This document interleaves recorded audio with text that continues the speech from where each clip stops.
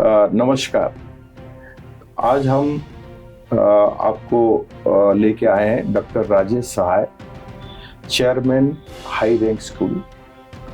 और ये आज आप ये प्रोग्राम जो देख रहे हैं, ये प्रोग्राम हम ग्रेट पोस्ट न्यूज़ जीपीएन से, और हमारा यही हमेशा रहा है कि हम ऐसे ऐसे टैलेंट को आपके पास लेके आए जो आज की पीढ़ी के लिए, आज की युवाओं के लिए, आज की जो जनरेशन के लिए कोई ना कोई एक इंस्पिरेशनल डिस्कशन हो, एक मोटिवेशनल चीज़ें आप लोगों को मिले।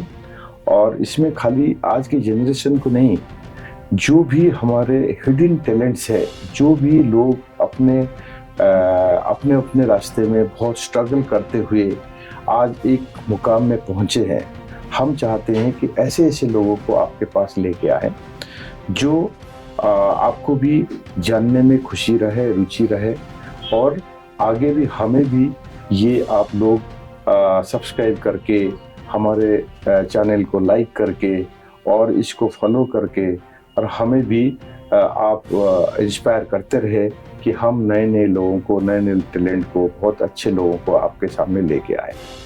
और आज पहली बार आपके लिए मैं इंट्रोड्यूस कर रहा हूँ हमारे प्रिय मित्र और सोसाइटी की एक जाने माने हैसियत जो है, तो वो डॉक्टर राजेश सहाय जी। तो राजेश जी, हम आपसे ये जानना चाहेंगे कि बेसिकली आप आज एक मुकाम पे पहुँचे हैं और आप अपने लाइन में भी बहुत ही नाम कमाए भी हैं, और लोग आपको ढूंढते भी है, पूछते भी है, और इस पोजीशन में जो आज पहुंचे हैं।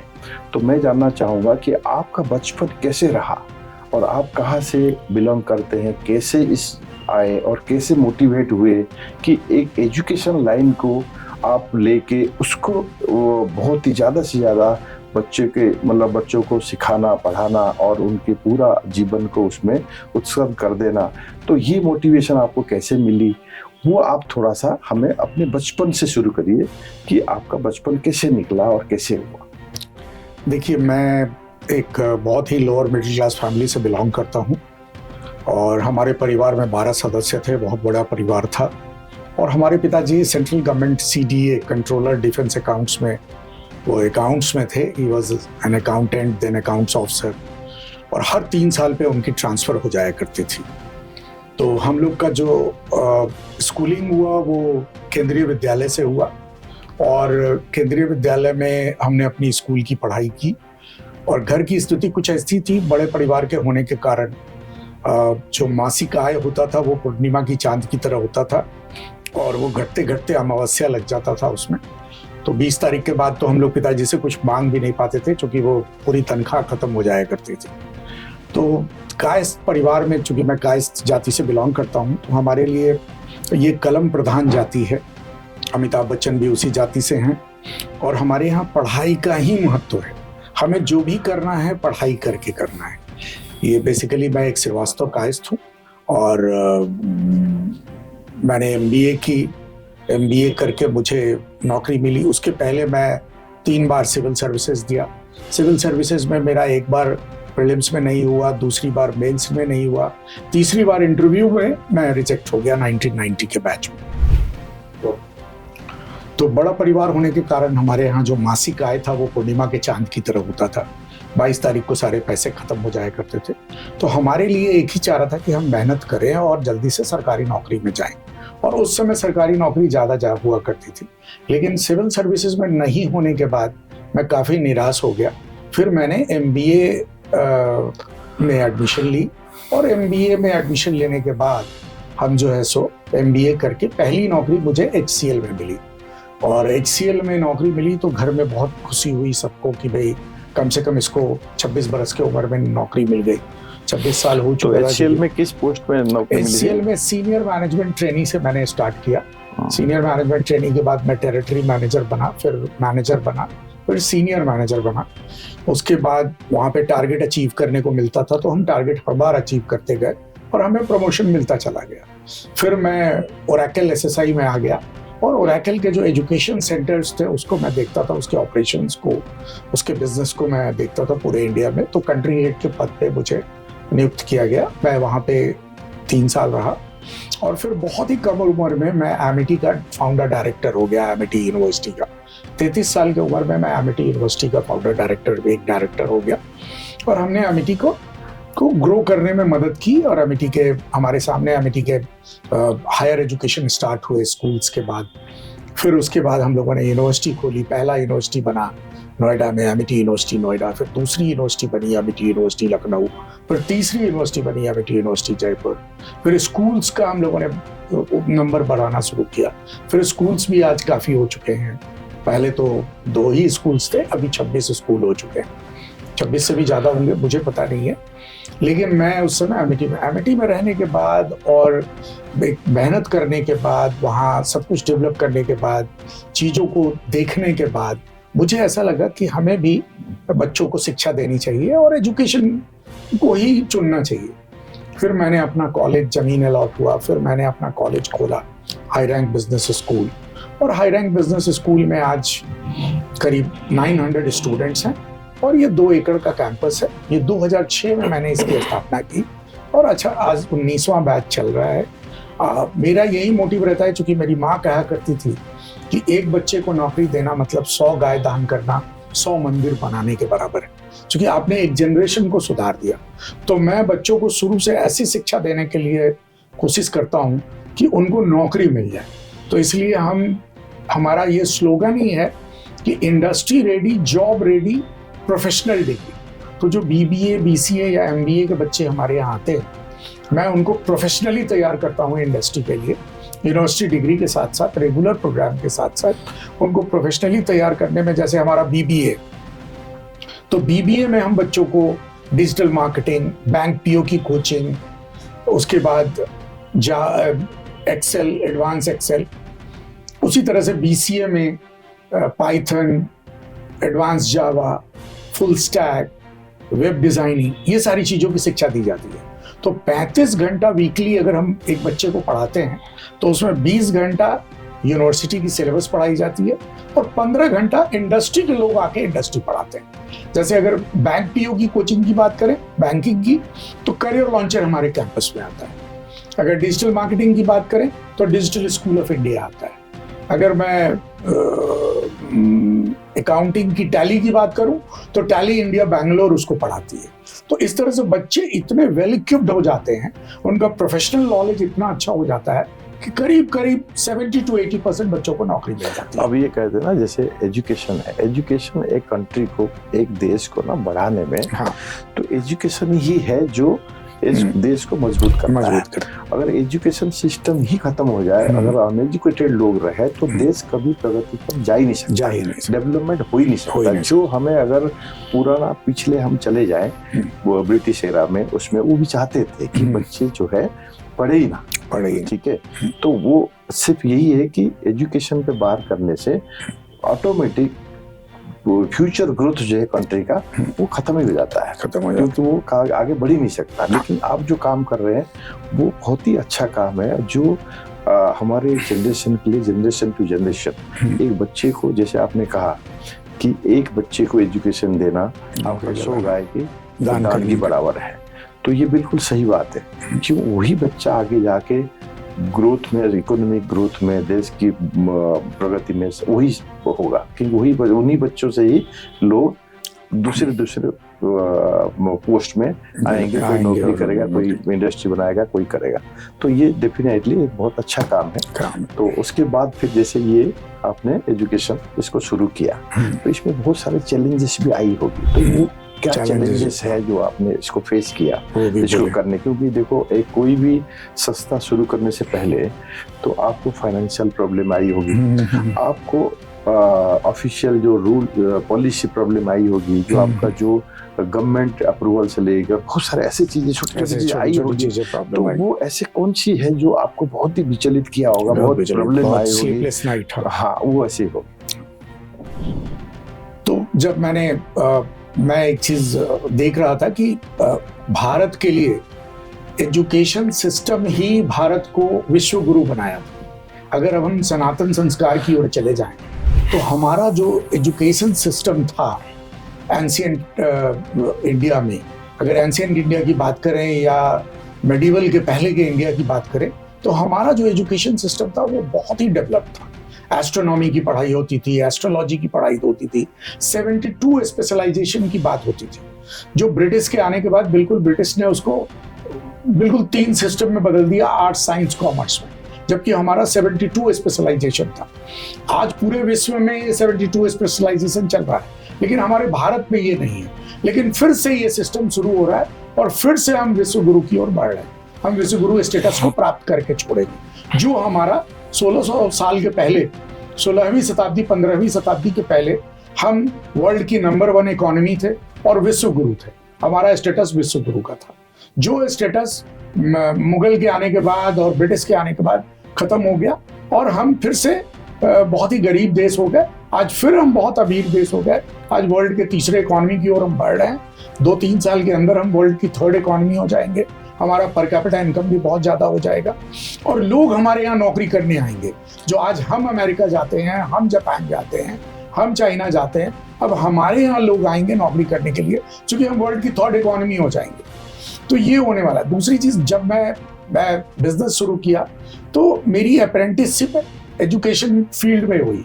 जैसे मैं 5 साल 6 साल डायरेक्टर रहा एमिटी में, तो मैंने एक एक चीज़ को बारीकियों से सीखा। लेकिन जब मुझे ज़मीन अलॉट हुआ यहाँ पे high rank business school Noida के लिए सेक्टर 62 में, तो ज़मीन में हमें 5000 स्क्वायर मीटर का अलॉटमेंट का लेटर मिला।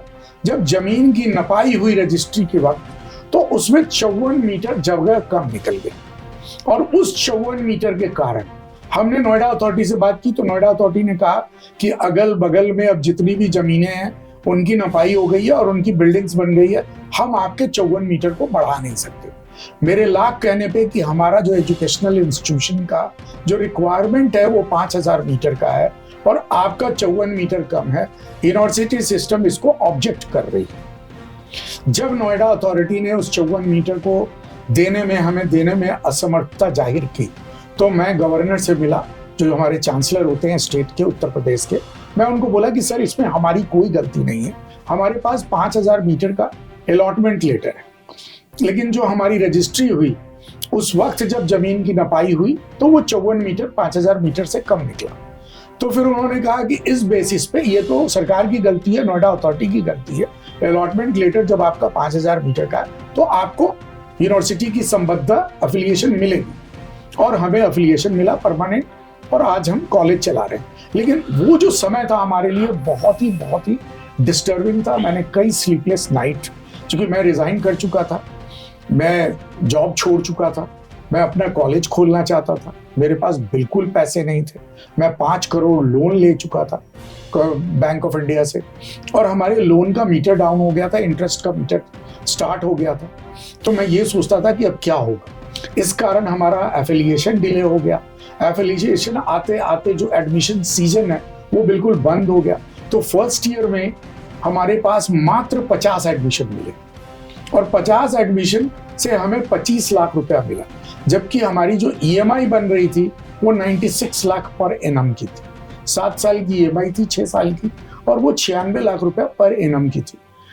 प्लस हमारा 1 साल का खर्च, टीचर की सैलरी, बिल्डिंग बनाना, ये सारी चीज़ों को देखते हुए मुझे फर्स्ट ईयर में बहुत स्ट्रगल करना पड़ा। मेरे पास बाकी आगे बढ़ने के उपाय नहीं थे। फिर मैंने उसको सेकंड सीजन जब एफिलिएशन आ गया तो मैं करीब 200 स्कूल्स में पर्सनली गया। हर स्कूल्स में हमने प्रेजेंटेशन दी, हमने अपने कॉलेज की एक डायरेक्टरी बांटी, हर स्कूल्स में बेस्ट कॉलेजेस की डायरेक्टरी बांटी, और उसके बाद दूसरे साल में मेरे पास 270 एडमिशन आए। अब 270 एडमिशन आ गए तो मुझे करीब 6 सेक्शन बनाने की जरूरत थी। 60 के 6 सेक्शन बने, तो 5 सेक्शन बने, तो 5 सेक्शन के लिए अब हमारे पास बिल्डिंग नहीं था। जो 5 करोड़ लोन मिले उसमें 3 करोड़ नोएडा अथॉरिटी को दे दिया, बैंक ने दे के उनसे पेपर ले लिया और जमीन को मॉर्टगेज किया।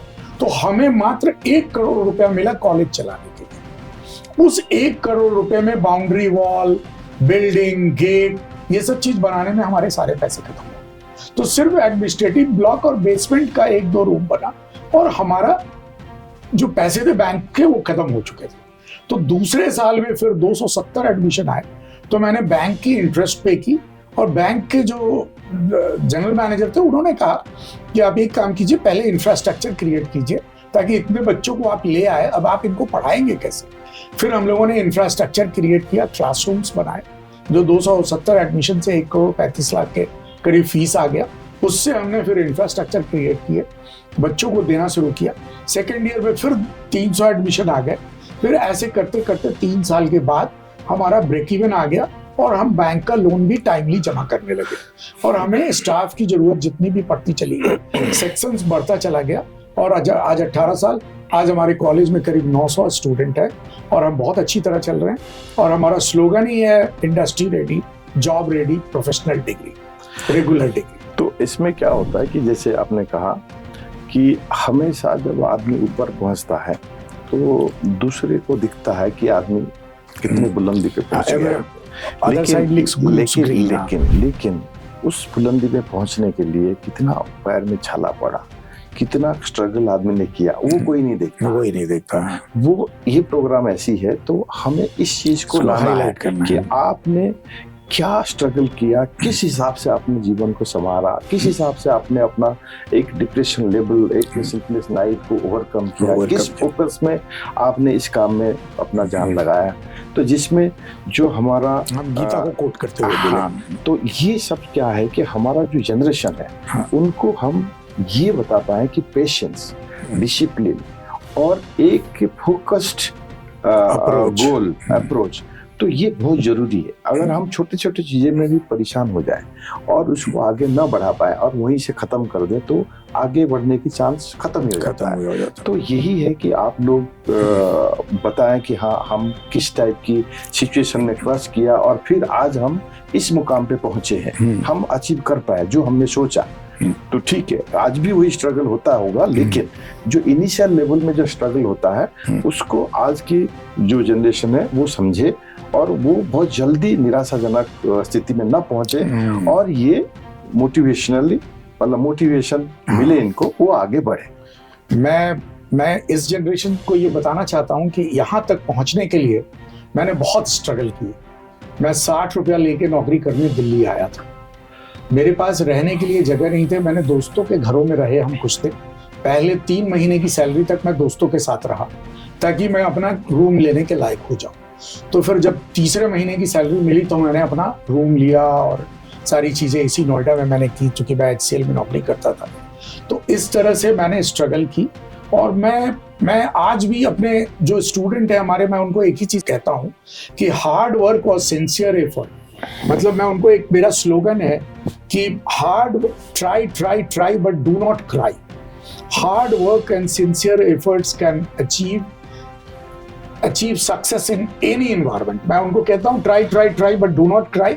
Hard work and sincere effort can achieve success in any environment. आप हार्ड वर्क करो, और आप अगर देखेंगे तो हमारे गीता में भी ये लिखा हुआ है कि hard work today is comfortable life tomorrow, Karma today is destiny tomorrow.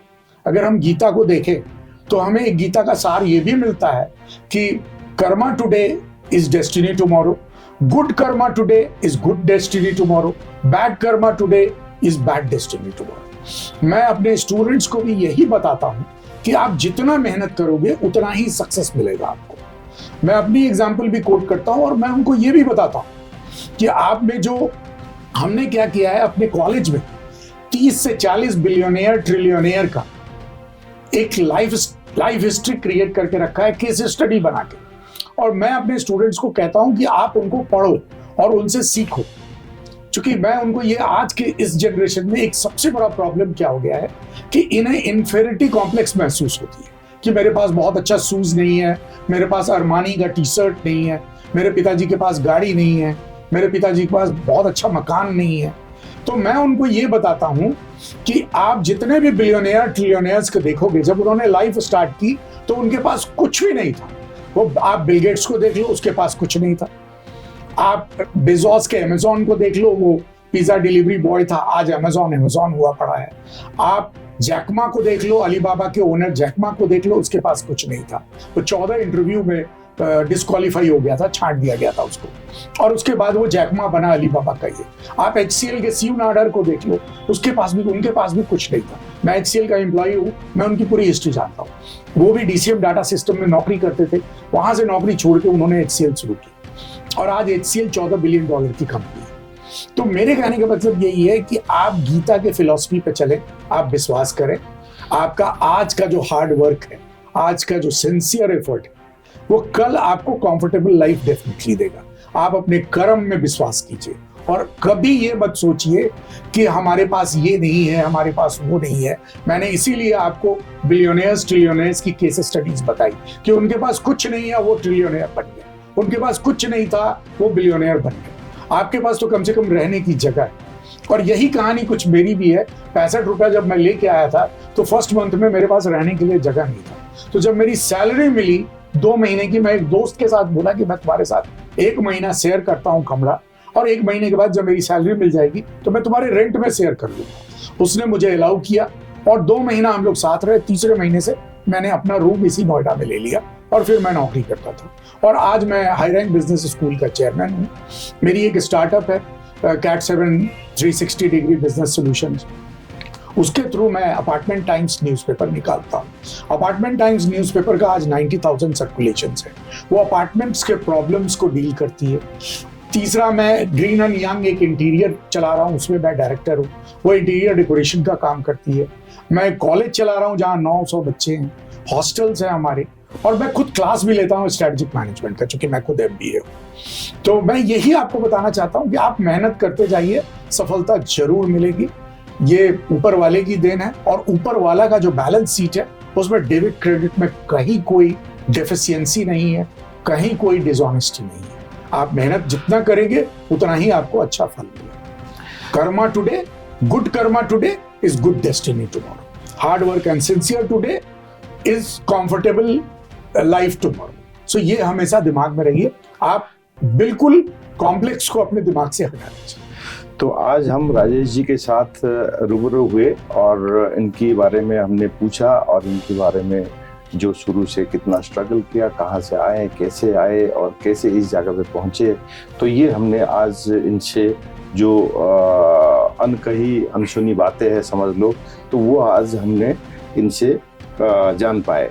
लेकिन इनके बातों से जो मुझे लगा, जो हमारा आज की यंग जनरेशन के लिए एक सीख है या लर्निंग है, कि जब भी कोई भी छोटे छोटे परेशानी जरूर आएगी, ये सोचना कि हमें 2 चीज़, एक तो सबसे पहले लाइफ में डिसिप्लिन को बरकरार रखना, बड़ों को रेस्पेक्ट देना, और दूसरा अपना ही जो लक्ष्य है, जो अपना एम है, जो अपना खुद का इंटरेस्ट है, उसी को लेके प्रॉपर फोकसली वो आपको ट्राई करना है। बहुत जल्दी निराशजनक स्थिति में पहुंचना नहीं है, और आपको कामयाबी जरूर मिलेगी, लेकिन मेहनत करना मतलब जरूर भूलना नहीं है। आपको बहुत मेहनत करना है, हार्ड वर्क करना है।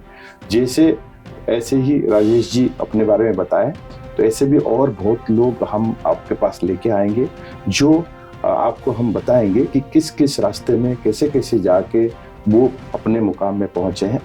एक तो ये है। दूसरा, आप हमेशा भगवान के ऊपर विश्वास रखना कि वो भी आपके लिए पहले से ही आपके लिए कुछ ना कुछ ऐसे कुछ करके रखे हैं कि आपको कर्म करना है, और आपको ऑटोमेटिक उस रास्ते में अपने आप चल पड़ेंगे, और अपना मंजिल में खुशी खुशी आप आराम से पहुंचेंगे।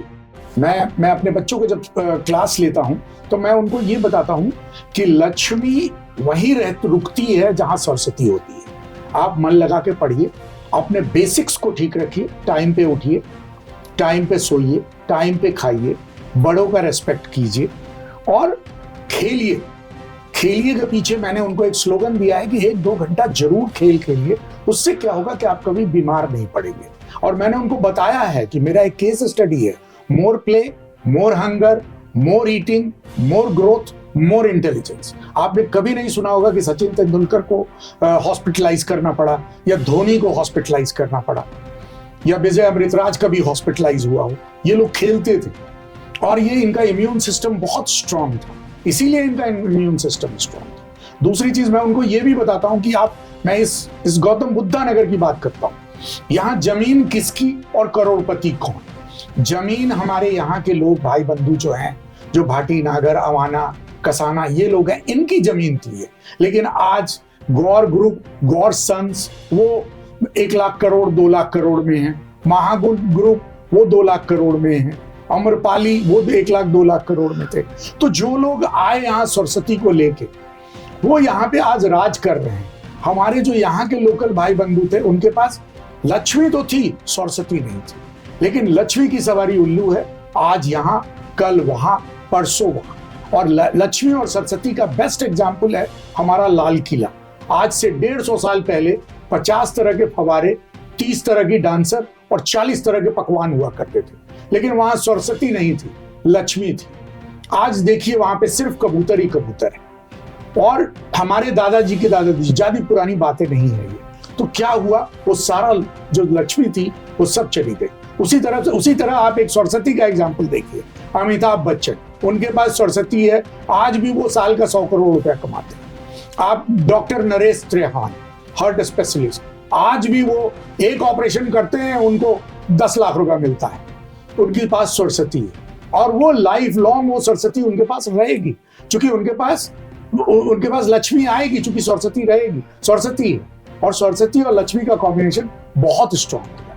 इसीलिए मैं अपने बच्चों को कहता हूं कि पढ़ो, देखो, तुम मेहनत करो, अब सक्सेस तुम्हारे पांव छुएंगे, और पांव छुएंगे सक्सेस, और तुम काफी अचीव करोगे। Hard work and sincere effort can achieve success in any environment, और इसके बहुत सारे एग्जाम्पल। और इस बात पे मैं आपको बताता हूँ कि जैसे आपने कहा कि सरस्वती और लक्ष्मी, सरस्वती और लक्ष्मी बचपन से लेकर आप कहीं पे भी देख लीजिए, सरस्वती की जो पिक्चर होता है तो वो बैठे हुए होते हैं, और लक्ष्मी जी की कहीं भी आपको बैठे हुए नजर नहीं आएंगे। लक्ष्मी जी हमेशा खड़ी होती।